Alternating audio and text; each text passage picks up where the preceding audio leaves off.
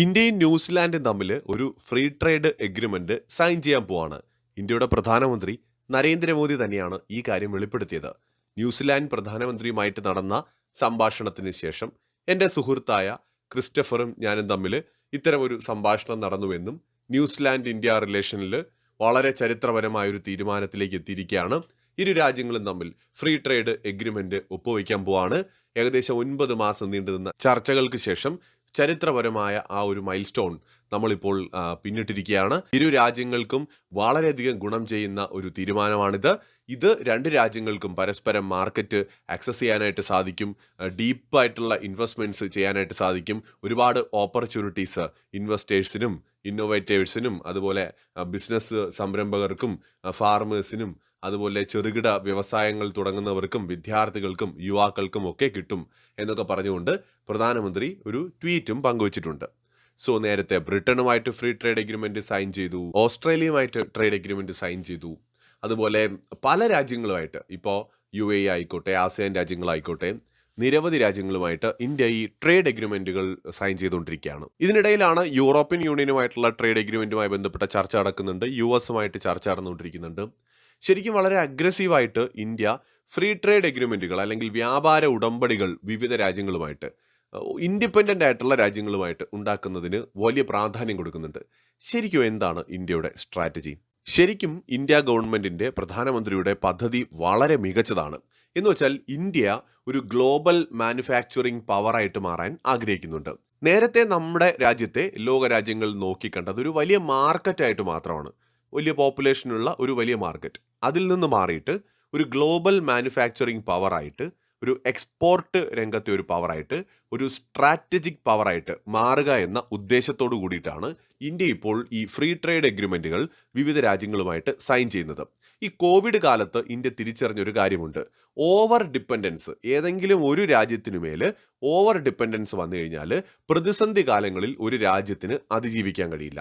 അതുകൊണ്ട് തന്നെ India multiple trade പാർട്ട്നേഴ്സിനെ ഉണ്ടാക്കേണ്ടതിൻ്റെ ആവശ്യം തിരിച്ചറിഞ്ഞത് കോവിഡ് കാലഘട്ടത്തിലാണ്. അതിനുശേഷമാണ് പ്രധാനമന്ത്രി നരേന്ദ്രമോദി ആക്റ്റീവായിട്ട് പുതിയ പുതിയ കരാറുകൾ ഉണ്ടാക്കുന്നതിനെ കുറിച്ച് ആലോചിക്കുന്നത്. സോ ഇതിന്റെ ഭാഗമായിട്ട് നമുക്ക് വിവിധ രാജ്യങ്ങളുമായിട്ട്, ഒരു ഡസനോളം രാജ്യങ്ങളുമായിട്ട് ഫ്രീ ട്രേഡ് എഗ്രിമെന്റുകൾ ഉണ്ടാക്കാനായിട്ട് സാധിച്ചിട്ടുണ്ട്.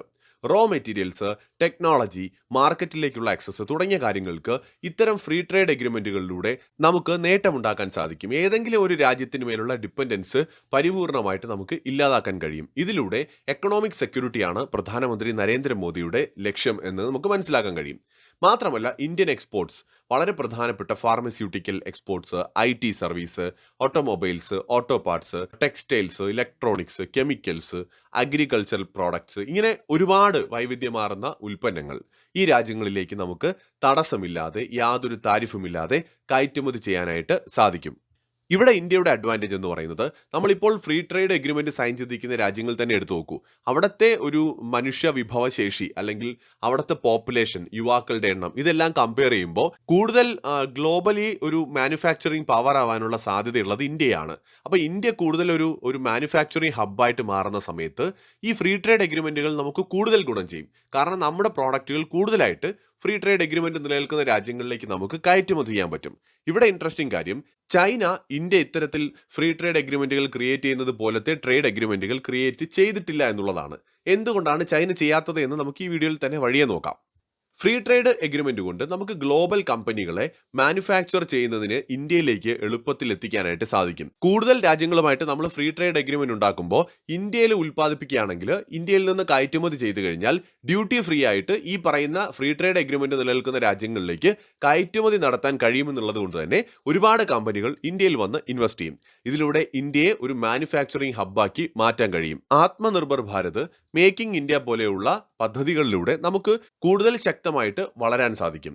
ഈ ചൈനയെ സംബന്ധിച്ചിടത്തോളം ചൈനയുടെ ഒരു സ്ട്രാറ്റജി എന്ന് പറയുന്നത് ഫ്രീ ട്രേഡ് എഗ്രിമെന്റ് ഉണ്ടാക്കിക്കൊണ്ടുള്ള ഒരു സ്ട്രാറ്റജി ആയിരുന്നില്ല ചൈനയുടെ സ്ട്രാറ്റജി. ചൈന നേരത്തെ തന്നെ മാനുഫാക്ചറിംഗ് രംഗത്തൊരു പവറായിട്ട് മാറിയിട്ടുണ്ടായിരുന്നു. ചൈന ഇന്ന് ലോകത്തെ തന്നെ ഈ ഒരു വ്യാപാര രംഗത്ത് ഏറ്റവും പവർഫുൾ ആയിട്ടുള്ള ഒരു രാജ്യമാണ്. വേൾഡ് ഫാക്ടറി എന്നത് ഒരു കോൺസെപ്റ്റാണ് ചൈന മുന്നോട്ട് വെച്ചത്. എന്ന് വെച്ചാൽ ചൈന ആഗ്രഹിച്ചത് വേൾഡിന്റെ ഫാക്ടറി ആയിട്ട് മാറുക എന്നുള്ളതാണ്. അതിന് വേണ്ടിയിട്ട് അവർ ചീപ്പായിട്ടുള്ള ലേബർ, സ്റ്റേറ്റ് അലോ ചെയ്യുന്ന സബ്സിഡീസ്, ഇൻഫ്രാസ്ട്രക്ചർ ഇതിനെയൊക്കെയാണ് അവർ പ്രധാനമായിട്ട് ഉപയോഗിച്ചത്. പിന്നീട് അവർ ട്രേഡ് ഡിപ്പെൻഡൻസ് ക്രിയേറ്റ് ചെയ്തെടുക്കുകയാണ് ഉണ്ടായത്. ബെൽറ്റ് ആൻഡ് റോഡ് ഇനിഷ്യേറ്റീവിലൂടെയും ലോണുകൾ കൊടുത്തുമൊക്കെ മറ്റ് രാജ്യങ്ങളെ ചൈനയുടെ മേൽ ഡിപ്പെൻഡഡ് ആക്കി മാറ്റുകയാണ് ചൈന ചെയ്തത്.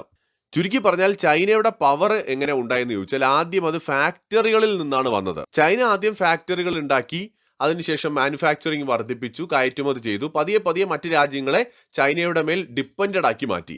എന്നാൽ ഇന്ത്യയുടെ അപ്രോച്ച് എന്ന് പറയുന്നത് കുറച്ച് ഡിഫറെൻ്റ് ആണ്. കാരണം ഈ മാനുഫാക്ചറിങ് വേവ് വന്നൊരു കാലഘട്ടം ഇന്ത്യ മിസ് ചെയ്തു. അന്നത്തെ ഗവൺമെൻറ്റുകളെ ഇനി കുറ്റം പറഞ്ഞിട്ട് കാര്യമില്ല, പക്ഷെ നമ്മൾ ആ ബസ് മിസ് ചെയ്തു.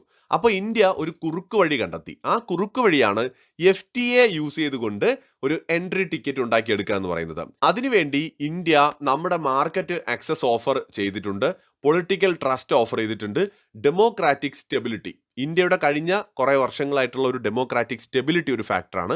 സോ ഇത് ഉപയോഗിച്ചുകൊണ്ട് ഇന്ത്യ FTA എന്ന് പറയുന്ന അല്ലെങ്കിൽ ഫ്രീ ട്രേഡ് എഗ്രിമെന്റ് എന്ന് പറയുന്ന ഒരു ഷോർട്ട് കട്ട് ഉപയോഗിച്ചുകൊണ്ട് നമുക്ക് മുമ്പേ പോയ ബസ്സിനെ ഒപ്പം എത്താനോ മറികടക്കാനോ പറ്റുമോ എന്ന് ശ്രമിക്കുകയാണ്. അപ്പോൾ അതാണ് ഇവിടെ ഇപ്പോൾ നടന്നുകൊണ്ടിരിക്കുന്നത്. അപ്പോൾ ഇവിടെ ഇന്ന് ലോകം ഫേസ് ചെയ്യുന്ന ചലഞ്ച് എന്താണ്?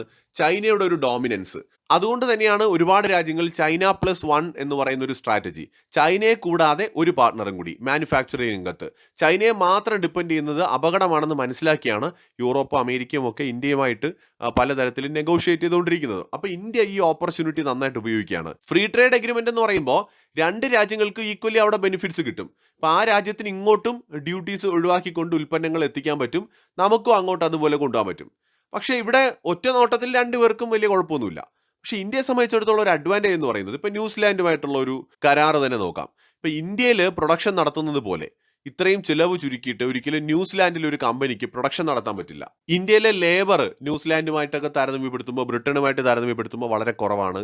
പോപ്പുലേഷൻ കൂടുതലുള്ളത് കൊണ്ട് തന്നെ നമുക്ക് ധാരാളം തൊഴിലാളികൾ ഇന്ത്യയിൽ നമുക്ക് ആവശ്യത്തിന് കിട്ടും. സോ ഇന്ത്യക്കുള്ളൊരു അഡ്വാൻറ്റേജും ഇപ്പോൾ നമ്മൾ ഫ്രീ ട്രേഡ് എഗ്രിമെന്റ് സൈൻ ചെയ്ത ഒരു രാജ്യത്തിനുമില്ല.